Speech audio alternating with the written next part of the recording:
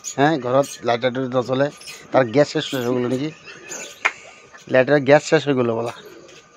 কেনেকৈ ঠিক কৰে মই দেখাই আছোঁ চাই লওক এই লাইটাৰটো বেয়া আছে হা নজ্বলে চিধা চকাত দিম নজ্বলে এতিয়া কেনেকৈ ঠিক কৰে মই দেখাই আছোঁ এইটো কি আছে দৰ্জা মজা লাইটাৰটো বেয়া আছে এইটো কেনেকৈ ঠিক কৰে মই দেখাই আছোঁ আপোনালোকৰ এইটো আপোনাৰ এই যিটো বাইকৰ প্লাগ থাকে প্লাগ কাৰেণ্ট নাপায় কিয় নাপায় এই প্লাগটো জাম হ'লে বেয়া হ'লে